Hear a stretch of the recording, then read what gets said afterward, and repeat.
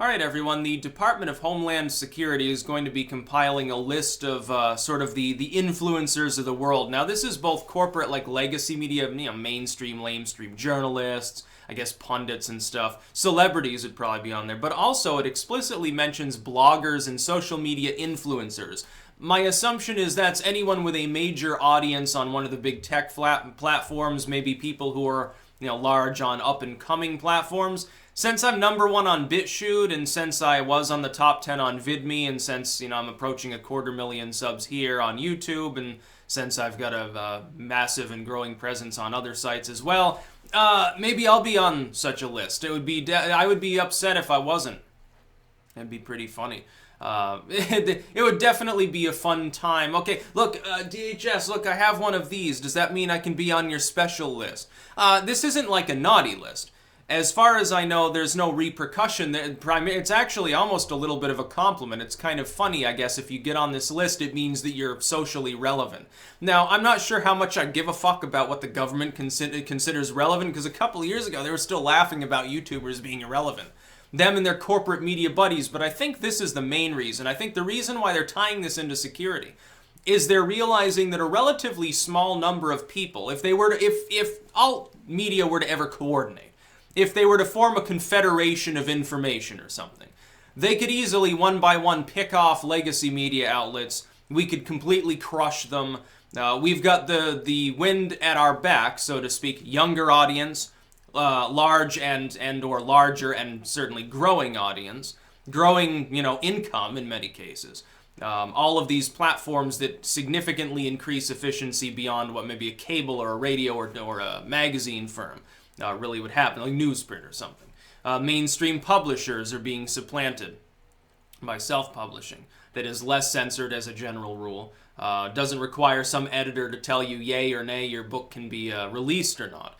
And so because of that greater efficiency, I think what some government, it's not just the US government, I think that governments are worried that they're going to lose control completely of the situation because a sort of meritocratic, technocratic class of individuals that have the ear of the entire world's population, at least outside of China with its intranet, or North Korea or Turkmenistan or something. Cameroon, I think. I've never gotten a view from Cameroon, I think, either.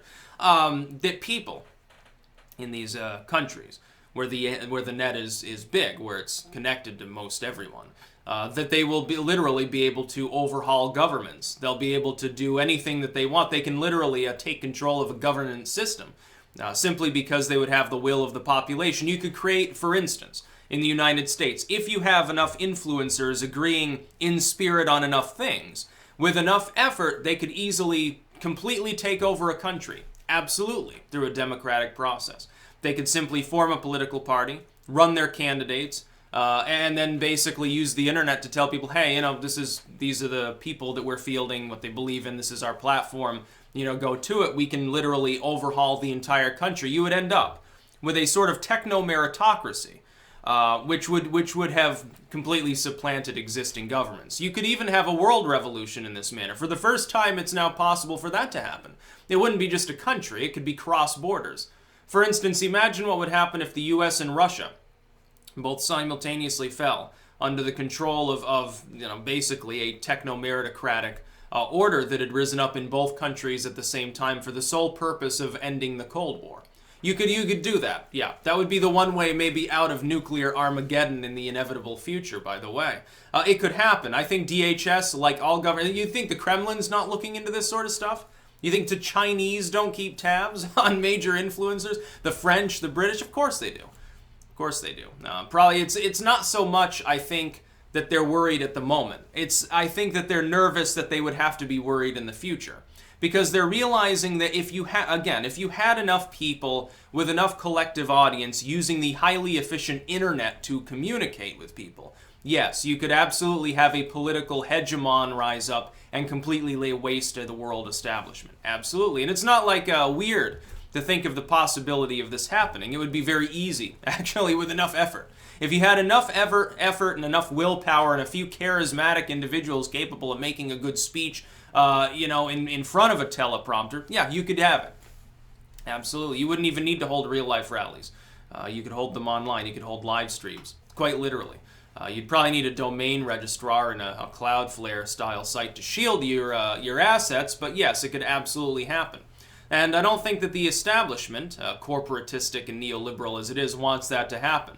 I think they were worried enough about people getting really pissed off back in the 2000s. Facebook wasn't, it was tiny at the time. MySpace was still big at the time.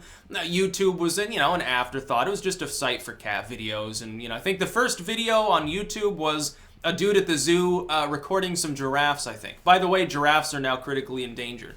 I bet you didn't even hear about that. They're calling it a silent extinction.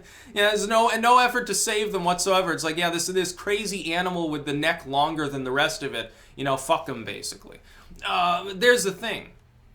I would be sad if I weren't on this list. It would actually, it's probably a badge of honor if you do end up on such a list. The government itself, one of the main bureaus of the U.S. government is saying, this person's influential. So I wonder what the cutoff for the number of subscribers is. Is it 100,000 or is it like 250,000 or something? So people share around my content. I need to get to 250,000 quick so that I can be on the W-era DHS list. Because, W, of course, fast-tracked the creation of an otherwise a Clinton-era thing after 9/11.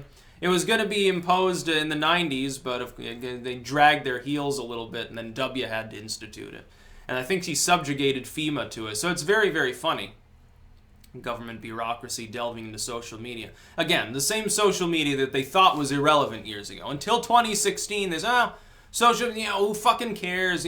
Someone has 1 million fans on YouTube, it doesn't matter because ultimately they're just gaming. They're just doing style. They're giving their stupid opinion on politics. Then they realized that people were taking them seriously in analysis. People who ultimately they weren't even talking about politics all of a sudden now have to weigh in. Maybe it's PewDiePie tipped the balance. The fact that PewDiePie occasionally references censorship and alt tech or something is getting him a little bit nervous because they're realizing that he has as many fans as the population of a decent-sized country. I think, that might concern them a little bit. Collectively, I wonder, if you took the top 1,000 influencers just on YouTube, how many people, accounting for overlap bots and dead accounts, what would their total audience be? How many tens of millions of people do you think that is? Quite a lot. I'm sure it's in the tens of millions. It might even be higher. It might be 100 million. Yeah. No shit, they're going to be slightly nervous about the possibility of those people working together. It'd be like collusion within the corporate media. Before, up until after 2016, what we've seen is that all of the major media groups are attacking Trump at the same time. They don't like populism. They like globalism. They like neoliberalism. They like censorship because it helps to fuck over their smaller opponents and their social media influencer opponents. But you look, if at any time prior to that, every cable network and newspaper endorsed your opponent, you would have lost the election. Instead, in 2016, because of the rise of the alt media, because of YouTube and Facebookers and people on Twitter and people with their blogs and anonymous posters organizing on 4chan and people on Reddit, because of that, Trump won anyway. Despite the fact that the entire corporate communication complex, including the heads of most of these social media groups themselves, like a Zuckerberg, were totally against him. He manages to win. It was inexplicable, and I think that it bothers them. I think that it bothers them because they're looking forward to 2020 and saying, the cable and radio and newsprint will be weaker by then, certainly. Its audience will be, half their audience will have died off, on CNN. Their average age of their audience is 68. So in a couple years, you think a substantial proportion of those people have died. What percentage? Who knows? It's millions of people. They're not going to be refreshed from Gen Z. Gen Z doesn't even care about cable. The millennials barely care about cable now. No, we're all on YouTube and watching Netflix and chilling and stuff. I don't watch Netflix because I find that most of the stuff on there is boring too. I'd rather use YouTube because truly independent content, or BitChute, Steam it, or whatever at this point. Go on Minds, it's more entertaining. But I think that they're looking forward to 2020 and they're saying, well, alt tech will be even bigger. There'll be more people with more audience on more sites. Alt tech is beginning to grow. We're not going to be able to directly censor that. It's going to be real fucking hard to deal with that. Our allies in cable and radio and newsprint are basically dying off. They consider it a good day when they vampirize one another's audience, which is what MSNBC did there briefly and shoved CNN's head below the waves. What are we going to do about this? Oh, well, we're going to need to keep tabs on this situation. At some point, I've warned about this. At some point, corporations whether they're media related or not, are going to come forward and they're going to go to the top creators on places like YouTube. They're going to go to the alt tech sites founders, and they're going to try to buy us out or bribe us or blackmail us.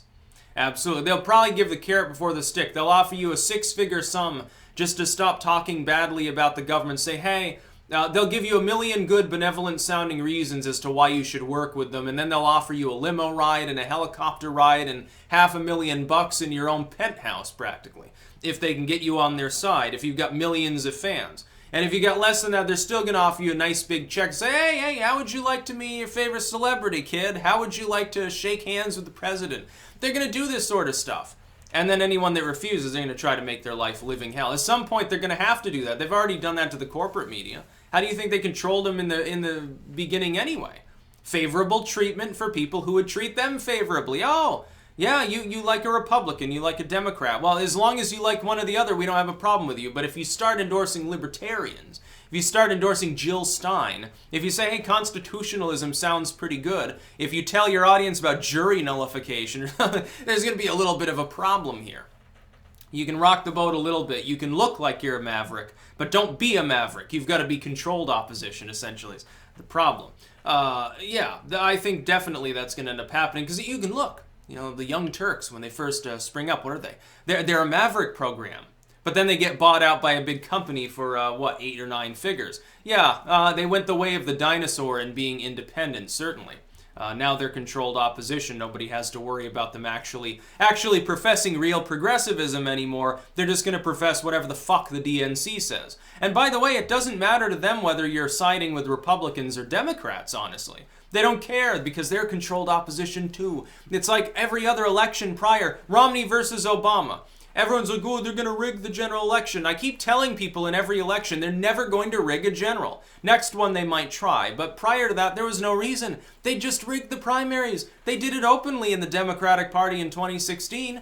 We all get to see the emails showing that it was all rigged.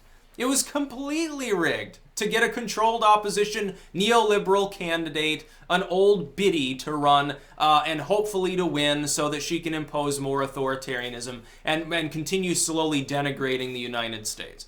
When DHS compiles such a list, though, ultimately, it's not really that nefarious because they don't already keep tabs on people who have large audiences. Like a million other governments and groups don't. Of course they do. The Kremlin keeps eyes on everyone. Yeah, there's probably some dude in the Kremlin with a really fast laptop tasked with watching a few hundred YouTube channels and going through the new uploads every day.